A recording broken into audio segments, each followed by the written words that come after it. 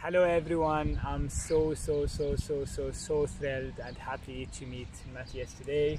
I wouldn't say it's a coincidence, it's more of a synchronicity that brought us together. We're trying to find the best scene, so we're trying just to fit it with the mobile. We're not prepared, we don't have cameras, so we're trying to make it casual. So I'm really happy to meet you today, and it's funny because our friend Nisreen Tafish, she told us we're staying here, so we said okay, let's try it, let's come to the hotel on the last day of Cairo and see if we have magic. So for people who don't know your work, I have at least to speak about myself. I'm really inspired by it. First I started following your work at Gaia TV, at your show Initiation, and I told tons of people you have to watch it, and it's a show that spoke to my soul because of course the amount of knowledge you have, but beyond that it's the level of humbleness you have. You don't have that kind of trying to show off. It's like I'm sharing a story as if you're sharing about your childhood. So if I want to start from the beginning, if you want to tell me about your childhood, you said you had that great gift, which is you were remembering all your lifetime, parallel lifetime and lifetime in other planets. But just let me make a bit of disclaimer before. For people who find that is a bit out of their comfort zone, remember there is nothing for you to believe or not to believe. We're just sharing what comes, and you might play with ideas, you might drop, you might think it's too crazy, drop it, you might think it's too cool, you might play with it. So don't take it in dogmatic way, this is the way. It's just we're sharing just information and knowledge. So if you want to start from your childhood and having this crazy talent for most people, which is you remember all your lifetimes at other planets and remember them with such a great details in Atlantis and other civilization. How did you feel as a child having all those knowledge compressed in your mind? Well, I was born in Argentina. Yeah. And in a family that was agnostic, atheist. Yeah. So all beliefs in whatever religion or whatever, we wouldn't speak about that. But since I was born, I had these memories about things of the universe, things about other times in history. But for me, it was normal. For me, it was like, oh, everyone must know this is life. This is life. And when I was sharing that with my family, they were much more creative people. So my mom would listen to me and ask, oh, and how it was, and so on. So for me, it was natural. And even in my environment, my friends, they enjoyed the stories that I was saying. At school, the teachers, some of them knew a little bit of this kind of things. So I felt comfortable in the environment. So I really thought that was normal. Yeah. that this was not a conflict for anybody, until I started to grow up and I knew that really people were living this kind of reality, that I was having something different. Yeah. And I was also seeing beings that they weren't there. And of course I myself, not my mom or my environment, but myself, I started to think if I was ill, if I had schizophrenia or something like this. So I started to start questioning yourself. Yes, to start questioning myself if I was crazy. So I started to go to therapy. Wow. But the thing was that when I went to therapy, the therapist started to ask me things, you know, like and how this works and so on. So eventually the therapist told me, you see all these books in the wall? Well, you are making a summary of all of them. Whoa. So suddenly it was like, okay, I had no idea what were those books. Eventually I started to meet people that study about ancient history, about many things, and they were asking me things, and I was saying, no, this was not like this happened like that. Yeah. And so they were like studying what I was saying. Yeah. But I was trying to live my normal life besides that, until I realized that there were many like me, like many kids that they were remembering and feeling, and they weren't able to speak because their families were close to a religion or to a philosophy or whatever. And so I decided to study education, to go into schools and to help those kind of kids like me. So I studied pedagogy. I love to teach, so I want to work in schools. But suddenly I saw that the teachers and the parents were much more in need of understanding the things. Yeah. So I started to explain about education and ended up speaking about aliens. So you were sharing that stuff in the classes? Yes, not in class, but in congresses of education. Yeah. I was explaining about these kids and how they can connect to the information. We are all one, and so on. Yeah. So they said, and where they come from? And I said, well, there is some planets and blah blah. So they said, what are the aliens? So I end up. I wanted to speak about education, but I ended up talking about other dimensions and so on, which brought me to understand that people were having a lot of data, but it was all disconnected.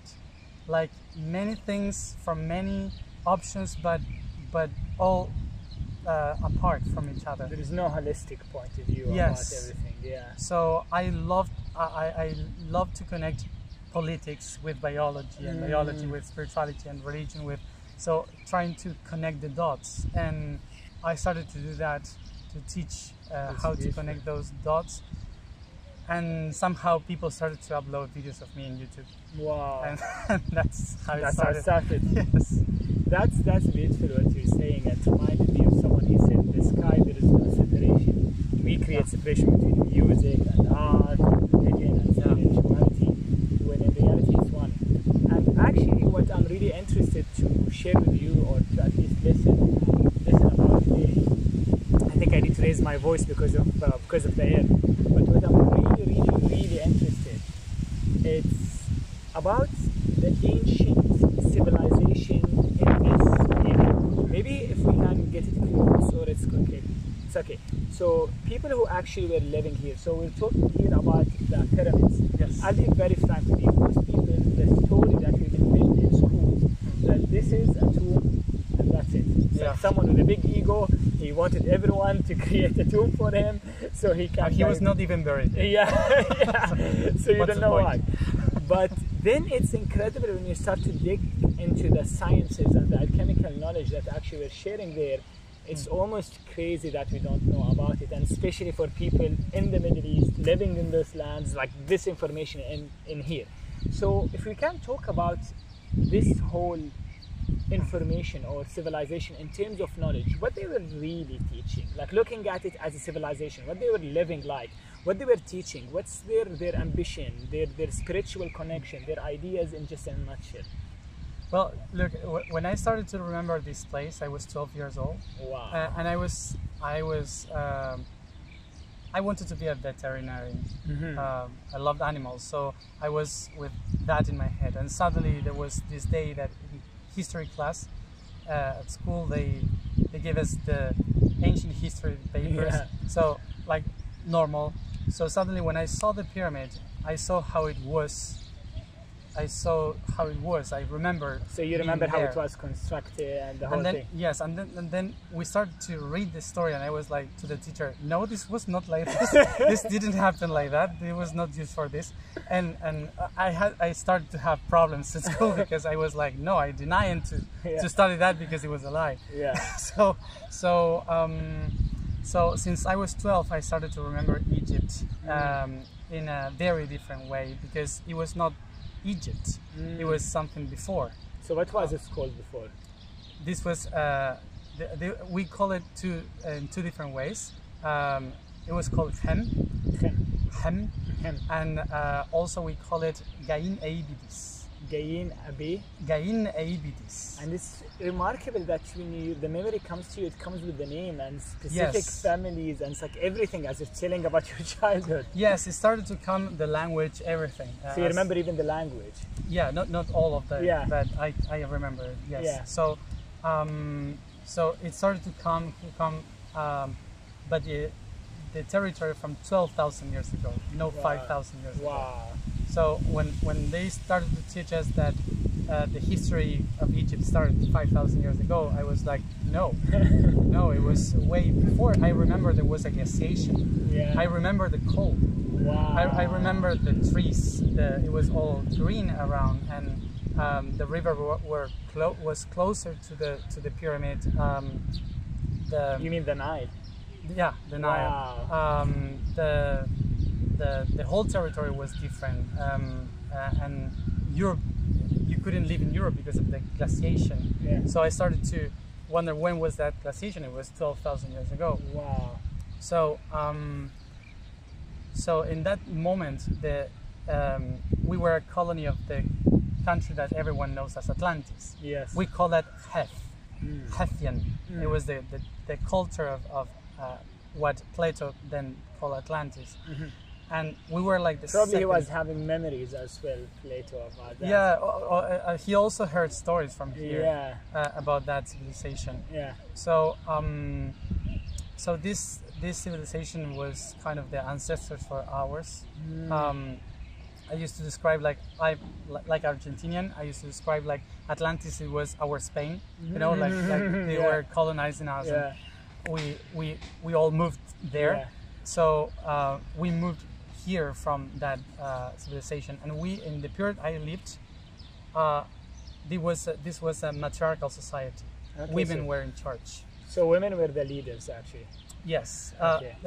Men, the high priestess. And it didn't mean that men were lower or less, but it meant that the decisions were taken by women. That's incredible, and how that even changed into complete patriarchy. And so they were leading as what? As like teaching about knowledge, sacred geometry. What was the main thing that they were bringing? Basically, the whole culture of Atlantean culture, the whole Atlantean culture was based into try to understand how can we become creators too. Wow. So we saw the creation, we saw that everything was connected. Yes. So the thing was, how can we achieve that connection? Wow. So they started to try to look for that, and the ones that were able to create were women. Wow. So that's why women were in charge, because they know how to create life. Yeah, so It they have was that logical. intuitive understanding. Yes, exactly. So that's why it was like logical for us. So they were the ones interpreting the divine, the spirit, to download it into the matter. Wow. So they were teaching the people how to do that. So through mainly singing, the intention, and the shape, the sexuality. So sound, light, and form, the Holy Trinity. So the alchemical three main substance. They were the sound were the light, and the consciousness probably were the vibration. Vibration was the main consciousness, the mind of the universe. They said everything is vibrating. So the vibration of the universe is the creator itself.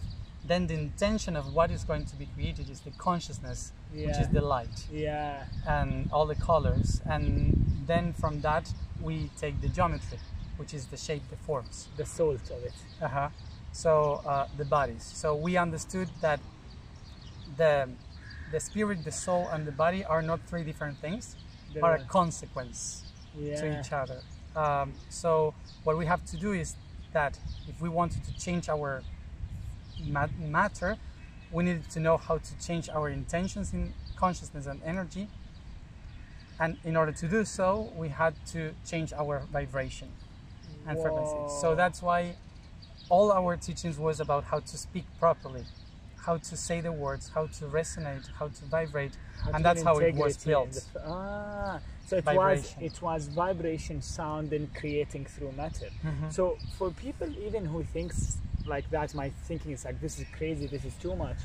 I feel if they can look even to Einstein, like E equals mc squared, it's those trinities, like you have energy and you have light and you have matter, and if you really think of it, that's the sources of creation. Is the base. Yeah, but I can imagine if someone watching and they've been fed all the stories through the history, that might sound like too far away. So if we want to like simplify it, because you know, it's like you've been living in this world of matter, of 3D, and you've been fed, this is how it was, this is why the intention behind it, and then you were told there's a whole different nation. So if we want to look to what the Egyptians were doing, and we can take it into something practical to simplify it. So what can we learn from them, or at least what's something you learned from at the core that was different than any other civilization? Well, here we basically knew or learned how to go through an initiatic path of how to handle the body, to know our biology, because in order to become divine, they said we need to know how each one of our cells work.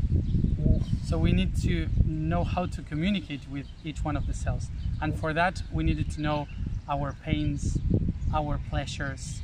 We needed to know everything that we feel, how we eat, what we are breathing, what we are eating, how we are breathing, which was very practical. It was all about knowing the potential of every plant, of every animal, and how to imitate that potential.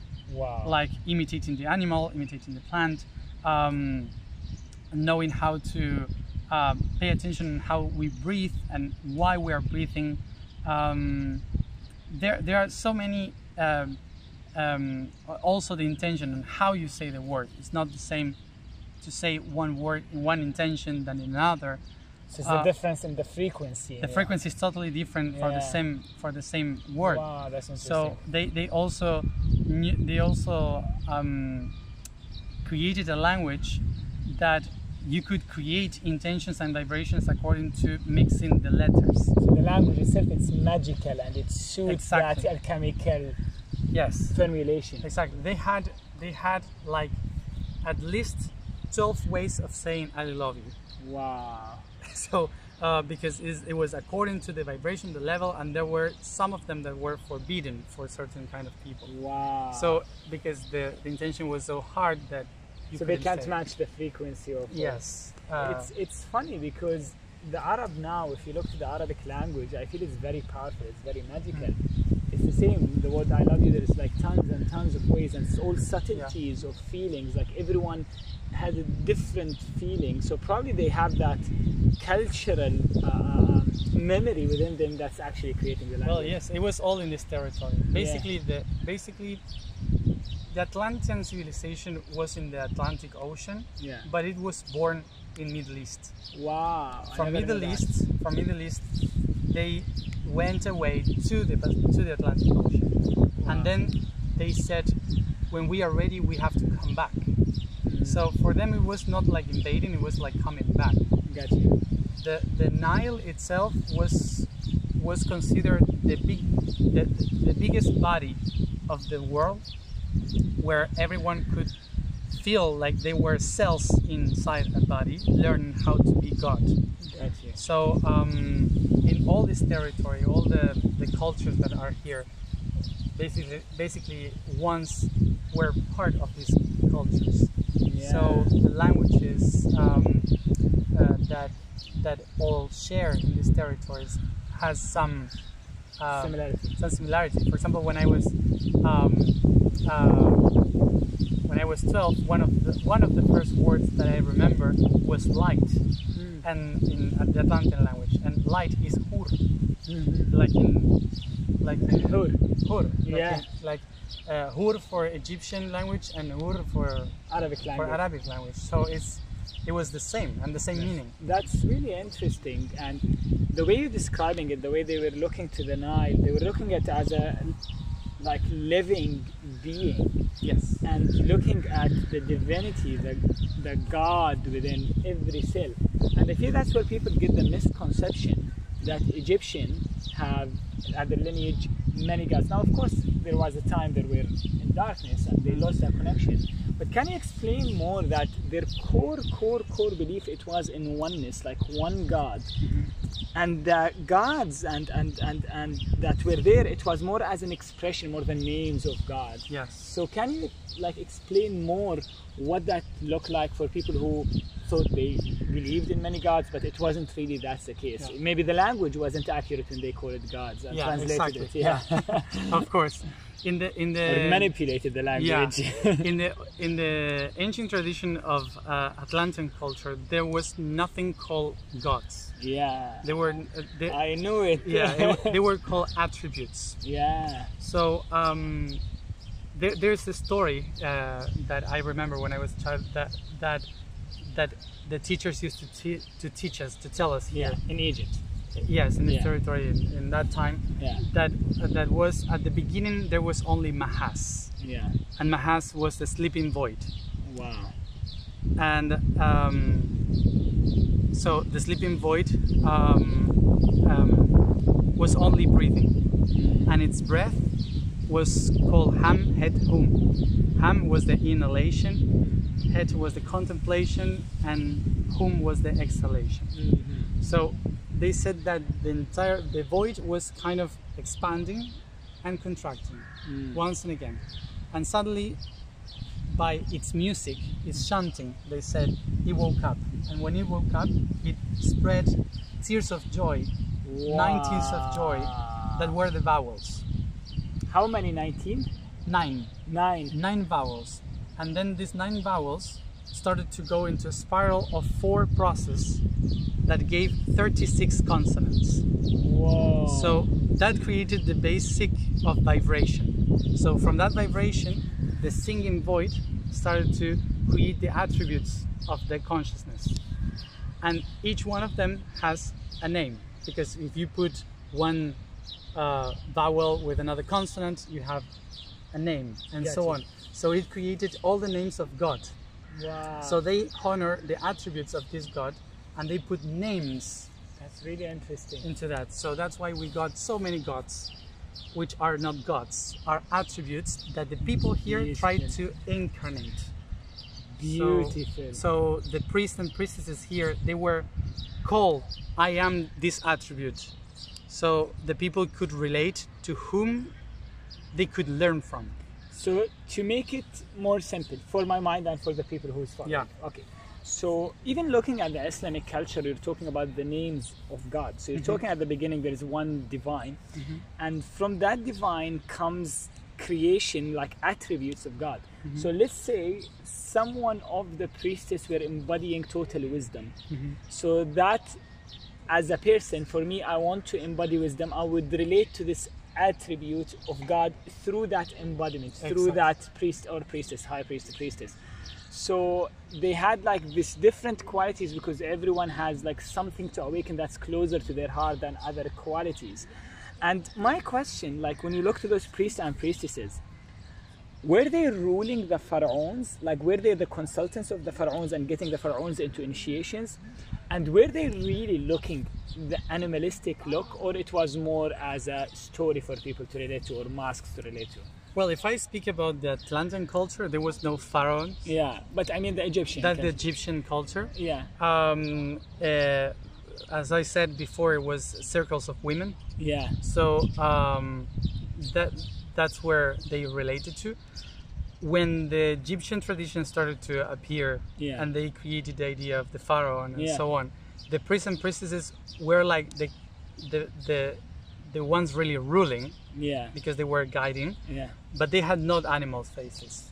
This was in the first stage of the Egyptian culture, 2 things mixed. One was the Atlantean culture, and the other one was the animistic culture. Okay. The animistic culture was all around the world, and it was this tradition that the spirit of the divine lives in animals and plants. Wow. So what they said was to observe how these animals work and what they were doing. So what they did was to design these animals as a symbol of all this knowledge. Gotcha. So the people who just pass through a wall, they would see a priest with the head of an ibis, for example, the bird. So they knew immediately that these people there were in charge of writing, because the ibis was living in the papyrus plant. Gotcha. So they understood in that, so this is wisdom, because with the feather writes. Ibis were connected with Thoth. Exactly. Yes. He was responsible for writing and magic and all of that. Yes, of course. So there was no people with animal heads. It was the animistic tradition with the knowledge of Atlantis all together. Got you. So it's more as an expression, like kind of relating to certain animal also as an attribute. Yeah. So it's all coming together. That's wonderful, and I know those ideas might be for someone like just too far-fetched and too far away. Personally, I always love to play with different perspectives of reality, not like take someone as truth, but playing with different perspectives to almost loosen up your neural path in a way to be just make a different connection, different vibrance. So looking back to the history from Atlantis to Egypt to even in Iraq, the tradition there, they learned a lot of great things, and also probably they made mistakes. So what do you think the mistakes they made, as we in modern culture, we don't need to recreate, not just as a collective level, but as an individual level? Like, what can I learn from my ancestors? That's something I don't need to repeat it again. Well, there's something that that we have to learn, and we all deny, which is that we are all gonna die. Simple truth, yeah. It's very simple, and we try to not talk about. Yeah. And then many cultures started to talk about it, like Egyptian culture was all about death. Yeah. And many other cultures in the world. Yeah. Because when the Atlantean culture discovered that they would become like gods, Yeah. they discovered cellular regeneration. Yeah. So they could live longer. Yeah. That's why in many stories you can hear about people living for 1,000 years. Like elixirs of life. And, Yeah. Yeah. So, so what happened? That if they would live so much, they wouldn't understand change, Gotcha. transformation. Gotcha. So the thing is that we all know that in the world we have constant transformation. Yeah. The seasons, Yeah. the planet is switching the whole year. Everything is a cycle in constant change. We die, we're born, everything. When someone wants to achieve eternity, it forgets something really important, that everything in the environment is changing. So what they start to do is to try to control that change Gotcha. and manage that. So, so the Atlantean culture, when they, the Atlantean culture was created and spread during the Virgo era, Gotcha. which was 15,000 years ago. In that period of time, the energy of Virgo, the energy of that time, according to the precession of the equinoxes, where the planet is pointing at. Yes. During that time, the civilization was to organize the purpose of humanity. Yeah. So they started to organize everything, but they forgot, or they didn't want it to know that the age of Leo was coming. Gotcha. So when the age of Leo was coming, all the colonies of Atlantis started to say, I can rule myself. Yeah. So they asked for independence, and Yeah. Atlantis said no. So they didn't want to flow with actual seasons of change. Yes, so what happened? Something very normal. The colonies stopped sending food. Wow. Economy. There was an economic crisis. Then all the people from Atlantis started to move to the colonies. There was a crisis of economy and politics in Atlantis, and they started the war to control Wow. again. So that's how it ended, basically. So what should we learn from that? Control. We cannot control time. Yeah. We cannot control change. Yeah. So when we see that things are changing, we cannot hold back to say before the things were better. Gotcha. Because the things were better before, because the environment was helping for that to be. Yeah, it was in alignment. Exactly. So now it's changing. So Gotcha. this is what we are living today, exactly the same. And we have lived that in every fall of every empire and every civilization. So Atlantis was just another one that did the same mistake. So it's like what you're saying, it's refusing the change, and what you're trying to explain for people, change is not just change on Earth, because we're connected to the planet, and every era has something that's preferable to it. So now actually we're in a different era where probably more community is needed. Mm-hmm. So when you try to fight that change, that doesn't work. And most people, when they hear the word eternity, they always think of it as living physically for eternity. Yes. But it's actually it's awakening yeah. to the eternal part of yourself, which might reflect in a long period of living or experiencing with the elixirs and that stuff. Yes. And just looking that idea change, it triggered something in me. And death. When we talk about death, I remember a word like Eckhart Tolle said. He said civilization that doesn't actually study death or contemplate death, it's always superficial. Mm-hmm. And when you look to those civilizations, that this was a major part of their probably conversation or daily conversation, it was in front of their consciousness. Would that change even for the individual? So if you have almost death in front of you, not in a bleak way or a bad, like, oh, I gotta die, No. so nothing matters. It's like, oh, I gotta die, so what I gonna do with it? What that does to your soul evolution? Well, in that culture, when a baby was born, we usually, the first thing that a baby would hear was welcome to life, the path to death. Wow. Is the first thing that they would hear. To get it subconsciously. Yes, and Wow. and That's basically like initiation by itself. yes. That's boom. So basically, the whole path of life was to prepare for transcendence. Wow. So death was very normal. Death was something that we all spoke about like very commonly, because we understood that death was not an end, was just a part of the transformation. So that's why we were practicing to become a tree, to become an animal, to become another person. In your consciousness, you mean? Exactly. So we could be wide open to be able to be whatever. That's it. Because if you attach to what you are now, it would be harder for you to transcend into different shapes. Yeah. So that's why we had to understand how to be a tree, how to feel an animal, how to feel another person, to act, to theater, these kind of things, in order for you to be able to become. Yeah. You know, in many things, as many things you are able to relate to, the wider you expand. I love that. So, a person that is related to death, immediately from the childhood, death is like a celebration. It's not something to fear. Yeah. The thing is that we started to fear death since the very beginning of humanity, because our cells were made to survive. So the cells that are designed in order to get energy to survive the longer. That's like the mission of it. The mission of the body is that, of course, but also the mission of the body is to pass the information from one cell to another. Yeah. So in the same system is encoded the need of survival and the need of transcendence. It's like through storage and stories, Exactly. even, and women's circles, and So if you relate to storage in energy, so you will fear death.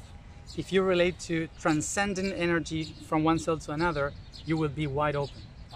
So it's the same system that can teach you both ways of living. So it's just your consciousness, your point of view of the matter, that can change that idea. That's incredible. So it's like you're almost teaching your cells, it's okay, your job is to survive, and you're gonna die anyways, but instead of storing energy just for survival, can you store it actually to create information transfer? And probably, isn't it that why myth were created from the first place? Like the myth of all the deities and gods and goddesses, it was created somehow to teach humanity immortal lessons, or like lessons they will go through in life. Yeah, there were mainly two ways in which you can transcend information.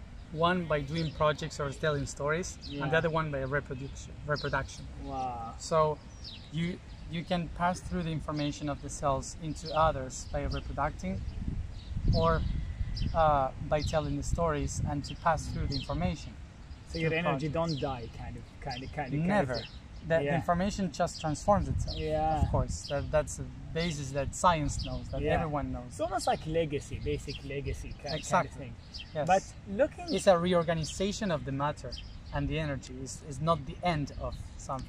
That's powerful to say. And when you look to that process and looking to the pyramid, which is probably, it's a result of knowledge transfer over thousands and thousands of years, what was the main job or task for the pyramid? Like, what was its designed for, other than the ego story?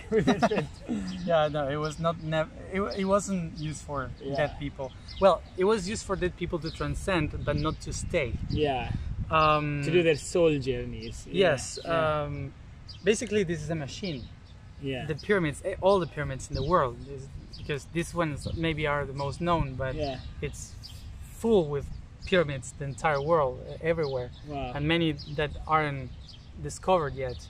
And basically, this is I call them like the acupuncture of the planet. So in our body we have many currents of magnetism and electricity through the nerves that connects the entire body. So there are specific nodes in this nerve system where you can point something or press or do a massage, and you could relax the entire part. So it is like a ley line. Exactly. Yes. Yeah. So the same way as a masseur or someone that works with the body can know where to touch in just specific spot to relax the entire arm, for example. There are places in the world that are like that. So the earth is more like a body, and it has its meridians, and some places where it connects more. Yes. And it's like it releases. And the places changes according to two things, according to the tectonic movements, the weather change, and the magnetical field of the planet. So as the magnetical field of the planet moves, the whole network of information also moves through. So that's why it's not always in the same spot, and sometimes ancient places die in energy, and the new energy is born in other places. Because energy is moving already. Is moving, with the magnetical field. Current. So what they did in that time was to find the middle point in between the tectonic and the magnetical, so they could channel that information, that energy, into one spot. So it's like antenna. It's like an antenna. And you receive energy, and how they document that energy? People like go and meditate in the pyramids, like at certain level of evolution, and they get that information and they write it down from the stars, or what's the deal? Yeah, it's like it's like a computer.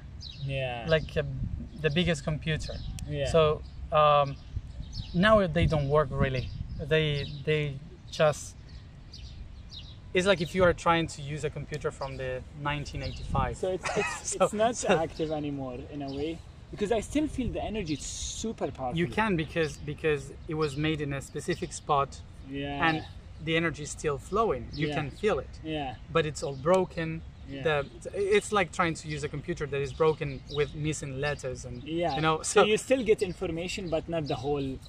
It's like distorted. Yeah. But you can receive it. Yeah. So these places were done to download and upload information. Wow. To the entire network. So this basically is the representation of the planet. Every pyramid is like if you have the planet, and you can get inside of the planet. So it's like when you are inside of it, you can connect with every node and every territory. Wow. So the people could communicate with other countries through.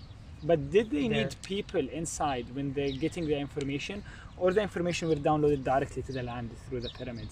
They would use some other things like obelisk and some water places to download and drain the information to other temples. So it was just energy, bringing that energy through water to the temples, and having that energy vibrating there. That's like, it sounds for someone from this modern era, it's crazy. But actually, just studying the science of it, it's not. It's just a vibration, it's information. It's even more scientific than science itself. Yes. Yeah. Yes, I would say that it's much more about science than spirituality. The thing is that in the ancient times, we didn't have the tools to explain it as science. So we use words that then became religion. Like, for example, spirit. I love to explain that the word spirit comes from Latin, and it doesn't mean a being that is floating in the universe. Spirit means breathe. Spirare. Spirare means to breathe. So basically all the ancient people said you only connect with the whole when you breathe. So breathe in, breathe out, concentrate in your breathing, and you will be connected. And then we call that spira, and spirits and so on. So we started to call that there are spirits. But actually it's all much more simple. in the explanation. Like the soul is energy. It comes from the Latin anima, which means to be animated, to move. Basically, everything that moves has a soul. So this kind of things that we put spirituality on it, but for in that time was obvious. It was something super scientific. Yes. And it's really interesting because I feel, that's my feeling. There was a reason that the stories in the ethers about those nations and their knowledge has been manipulated, so we don't even dig to what was there, because I feel the science has turned from the intergalactic connection with consciousness and other planet to make it very, very, very, very materialistic. Even when you look to alchemy and chemistry, it becomes like you take this pill, you take this pill, you take this pill. So what happened at an ether level that those ancient wisdom were actually diluted? Because they're still in the mind, but there must be something that was blocking it from the general. I don't know if it's a conspiracy or whatever you see it, but there has to be a reason. There are many ways in which you can see this. Because it's a long story and many things happen. But actually, I like to explain this situation like when you try to I'm trying to find the words in English. when you try to understand the history, it's not that someone specifically manipulated that. Mostly what happened was that the people that were teaching that was killed. So there were only stories to tell. And you know, when someone tells you a story and you will tell the story to other one, it will change and it will be completely different. So imagine that in thousands of years. And what happened was that the knowledge that they were teaching started to spread into people that had not the preparation to understand it. So they're not ready for it. They were not ready. And what happened with that? That most of the some cultures, they killed the wise people because they thought if they were God, and for example there was a drought and people were dying because of hunger, they were blame them. Because if we are dying, it's because of you. So they would kill them, and it was and the information lost. So what happened? Many of those wise people start to log themselves instead of sharing, and they stop sharing. Exactly. Which is happening now in a way. Oh yes, of course. It's in a big way. Because like even at personal level, at the beginning when I was getting exposed to knowledge, I was like, I don't want to be looking crazy. Even now, what I share, I feel I share what the collective can receive. I don't go also to the edges and the edges and the edges, because it's not about courage. It's about also meeting people where they are, and it will be dumb to just throw information that they don't know what to do with it. It's turning them crazy. Yes, it's a whole preparation to understand many things. Today we are in the social media time, and we can share many things. Mystic in 5 minutes. Yes, and it's good to receive the information, but not to believe the information. And that's one of the points that we have to understand, because I'm saying all this, but this doesn't mean that you have to believe it. It means that you have to prove it. It means that you have to go to look it for yourself, to study, to make a path. Because sometimes when you read a book when you are 15 years old, it doesn't have the same meaning when you read it at 21 or 30, or you know, it changes the entire concept. So what happened in history was that a lot of information was given to people that were not ready, not prepared, and many people that said it's better if we have that information and we control them. So it happens both things at the same time. That's how the matrix starts to kind of... Yes. So at the first time, it was not about control. It was about taking care. You know, like, let's protect them from this because they are not ready. So it became a culture, you know. So became a cult after it. Yes, in which we need to protect, and we just tell the stories that they want to hear so they can live happily. So today we are waking up. We have the tools to start to wander, to look for information, but there are still many of those people that they say that there's not the time. And I share this. Why?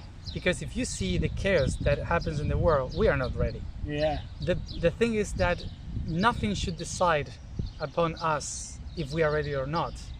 The knowledge should be there, and we should know how to deal with it. So not to say, okay, you're not ready, don't take the knowledge. But I feel that's a bit controversial, because I tried in some courses like to... I'm busy? Okay. I tried in some courses like to give sometimes information higher. I could see when the person is not ready, their ego goes crazy.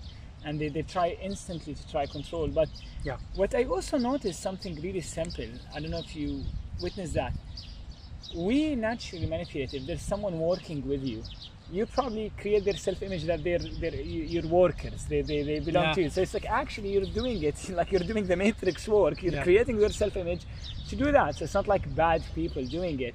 But the question, how can we start to free ourselves from all that manipulation that we're not aware of it? And is it something hard to break from, or is just they're making it bigger than it seems? Well, it's a whole life work. Yeah. Because basically those systems comes not because someone controlling, because of we are mammals. Yeah. And mammals live in herd. And herds always need someone to guide them. Yeah. And if you look into the structure of a herd, whether if it is the herd of lions, in which the masculine takes the power, or the herd of an elephant, that is the feminine that takes the power, in either case you will have a structure of society. Gotcha. In which the other mammals will relay the power to others. Why? Because we work like cells. Sure. So we know what do we have to do, but for example, without the nerve system, the rest of the cells cannot communicate one another. Yeah.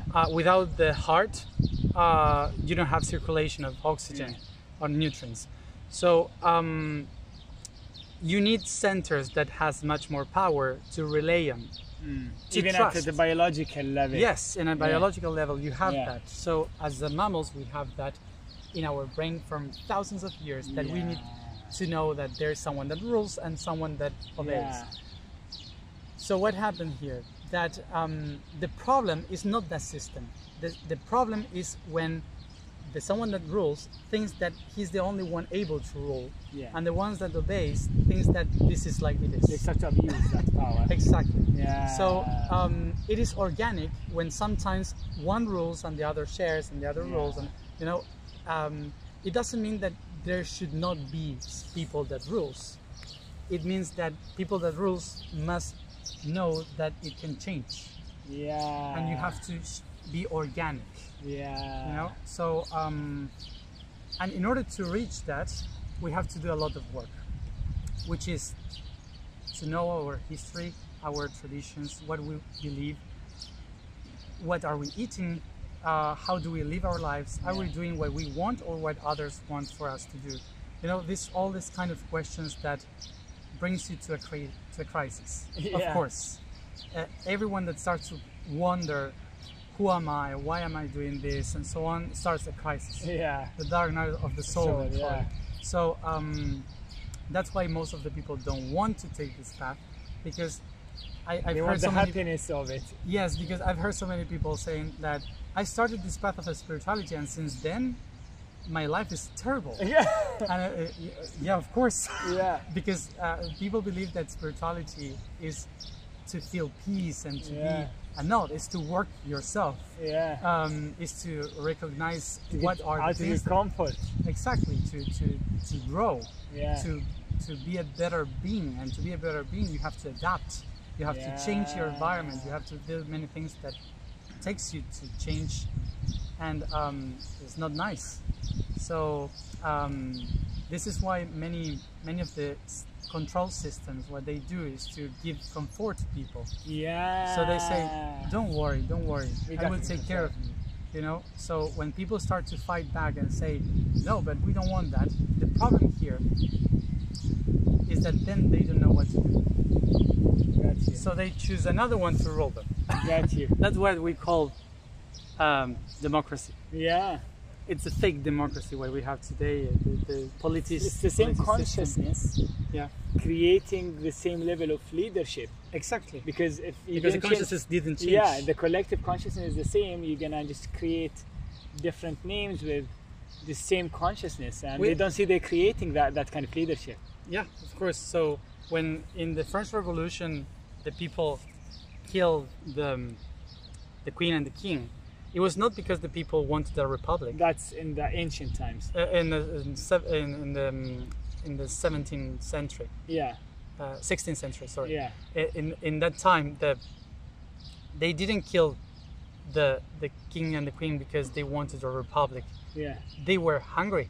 yeah, They wanted bread. yeah. It was just because of that. And a few people said, let's do a republic. And everyone said, but are we going to have bread? You know, So let's do that. let's do that. So since that moment, the people that said, let's do a republic, they were feudals, Yeah, the feudalism. So they started to keep on with the system of feudalism from the Middle Ages, once and again, giving bread to the people. wow, that's very powerful. So the change of consciousness didn't happen. Got you. The change of consciousness is not the change of a system, it's the change of within. And because of the cells wants to survive, you rather bread than awakening, of course. So it will take a long time for people to do this and to recognize that it's not to fight the system, how you win the system, is to integrate the system, how you transcend it.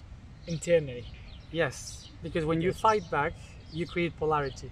Yeah. And polarity is a constant creation of polarity. Yeah. Is That's a big concept for people now. It's like thinking Yeah. of wars. But just kind of to recap everything you said, so, and just kind of closing it. So what you're saying, eventually, whatever system you feel you're controlled by it, you have to start from the right intention. So, I want to grow. It's not I want to just the sweet part. The growth has the dark, has the light. And it means whatever that system's made of, which is thoughts, I'm going to look to those thoughts. I'm going to start working those thoughts internally. Instead of creating enemies outside, I'm going to be working with the one enemy, which is, or instead of enemy, like I'm going to be working with the one place that's challenging me from inside. And that's beautiful because you connect so much points together, politics, biology, and that. everything. It's connected. So just to kind of recap or like close that, someone who's watching, they get that information, they might be like buzzing or just like it's too much or like, Sorry. no, that's like too crazy for me. And they want to just kind of take it from that micro level, something very, very, very practical. There's someone who's into self-growth path, they're in the path of consciousness. What would be, I won't say guidance or advice, like what would be the one thing that you feel you need to tell them?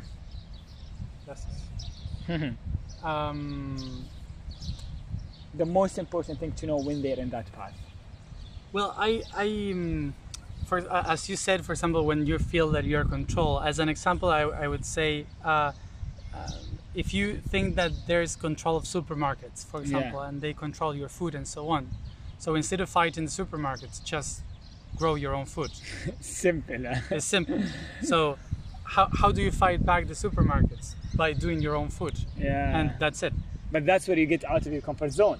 Exactly. Yeah. Because it's easier to go to the supermarket. So the thing is that that's one of the points that we have to reach. That it's not that we have to fight against something. It's that we have to find the third path. Yeah. I love to summarize the entire growth path into just three main things. Yeah. That are really simple and very difficult. Yeah. That kind of seems silly sometimes, but they are the basis of everything. Yeah. One is for the body, the other one is for the soul, and the other one is for the spirit. Yeah. The one for the body is to change how you eat. Yeah. The most difficult path of spirituality and to awakening is to change the way you eat. Wow. Because your cells are done by what you eat. Wow. The energy you take is taken from the things that you are eating. So if you eat animals, for example, of course that Animals has suffering, has a lower vibration because they died. So you will have that information inside. So you will be angry, with anger, rage, and confusion, doubt, all these kind of things of the animal, not even yours. Yeah. So it's not that I say don't eat meat. Yeah. I say maybe you can try to eat less and see how that feels. Definitely. Yes. It's not that you have to do it like this. Yeah. If you are in the path of enlightenment, of course you have to eat fruits and plants because they eat light. Yeah. So they know how to process light into matter. Yeah. So if you want to become light, eat much more vegetables. Indeed. It's easy. It's not about a philosophy. It's diet. It's diet. Yeah. Yeah. So the way to activate the potential, eat much more seeds. Yeah. So that's the way in which you are started to awaken your own energy inside by changing what you eat. Yeah. So that's for the body. For the soul is to learn to breathe properly, which is something that we forget mainly. We have to learn how to breathe. And the soul is the masculine aspect of the creation, right? Yes. Yeah. Well, depending for which culture. Yeah. But also when you know how to breathe, you bring oxygen to the cells, and they make a better work of creating energy. So what happened? That you can rest better and you can think better. You have better understanding of the things because the air is circulating better. So you should never breathe through the mouth unless you're doing a process of rebirthing or a process of trying to heal something. But normally it's always through the nose. Always through the nose, and try to do it very slow and hold as much as you can, and to breathe out as long as you can. When you start to know about this, your brain starts to have much more oxygen and start to work better, and you're much more relaxed, and you are much more open to receive new information. And then it starts to trigger the breathing by itself. Yes. It's like it enjoys that energy. Exactly, yes. You start to taste the air. Yeah. And also what happens is that when you do that, when you do a deep breath, the air goes straight to a part of your head that hits the hypophysis. And the hypophysis is ruling the entire endocrine system, which means that when the fresh air comes in, and it's not like it's like feeling it, the hypophysis, which is the crown chakra, connected to the crown chakra, tells to the rest of the body, calm down. There's no danger anymore. So all the chakras, the emotional part, starts to find a right balance. Got you. So it's not a crazy production of hormones, and you start to be much more quiet, not angry, or all these kind of things. Or you deal with the emotions in a more elegant way. Exactly. Yes. Yeah. And the third one for the spirit. So the first one, the body. The body is the food. The soul is the breathing. Breath, and then the spirit. And the spirit is to laugh more. Laughing activates a mechanism of power inside the body that empowers the immunological system. So it helps you to adapt to any environment. That's really